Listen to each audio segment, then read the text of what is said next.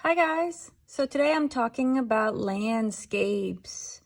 A landscape is a picture, a drawing, a painting of land, and that means that it's mostly of land. It could have a person or two in it, but if most of the picture is about some kind of land, then it's a landscape.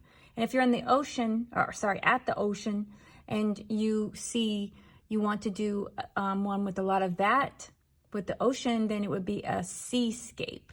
But if you notice, I wrote the word separate. I underlined it, landscapes, okay? The other thing, too, is to think about problems with how you draw your picture. So in other words, you have to think about where you place everything, because the stuff that's in the front, okay, that is the foreground. The stuff that's in the back is the background. And the stuff that's in the middle is the middle ground. So if you look at this quick painting that I did, it has a beautiful pine tree. It has some dark looking clouds. It has some more pine trees in the middle there. And then there's a mountain in the back, okay? So think about these things and where they're placed. So I have right here, in the front, this is the foreground. That's the stuff in the front. I always think of the number 4. And I have some different grasses that are darker, like a burnt orange. Then I come into the middle, and I have my pine tree coming from the middle straight up. Okay, but it's in the middle. Your horizon line is here. And then in the back, I have more pine trees, really tiny, because they're further away. Things that get close to the horizon line in your drawing get smaller, so they go from big too small right there. And then of course I have this mountain back here, and I have another little mountain in there, and then I have the clouds. I want to show you one more thing. So when you think about landscape, think about different things that you want to put in your picture to make it look really interesting. And also, though, you just want to have that feel of you could be there.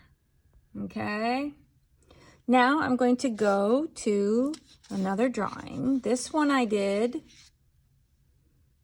Okay, this is showing you what I'm talking about. So things that get close to the horizon line, which is right here. I forgot to write the word horizon line, but that's what that is. That's where the land meets the sky. Okay, we always put that in our picture. So the stuff in the front, that's the foreground. That means those things are big. They're closest to us because we're sitting in this landscape and we're looking out. The things that we draw that are close to us are in the foreground. The middle ground, the things get a little bit smaller. The background, those leaves get really, really small.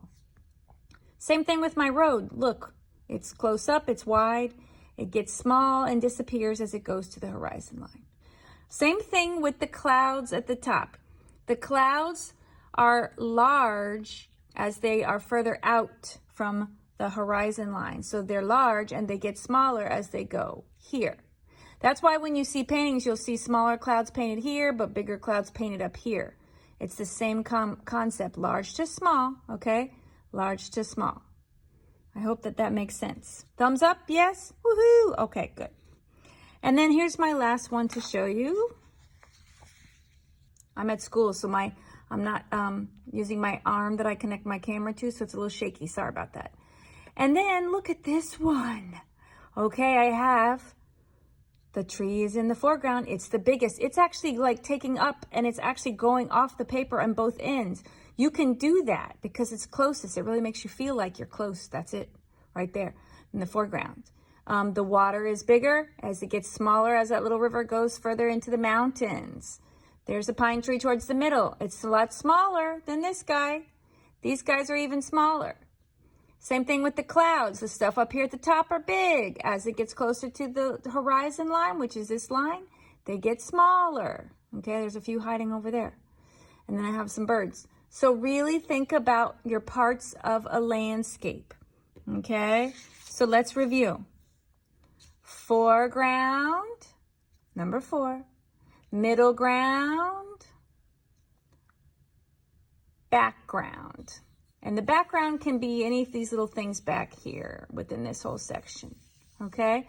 The middle ground is anything in this section, right in here. And then the foreground is right up in the front. that make sense? Yes? Woohoo! I'm trying to do okay. All right, guys. Enjoy. Try to draw yourself a little landscape. Draw the horizon line first, and then try to put things in. Big stuff to small, big to small. And let's see how you do. Feel free to email me your picture over the summer or during school time, either one. Okay, love you. Goodbye.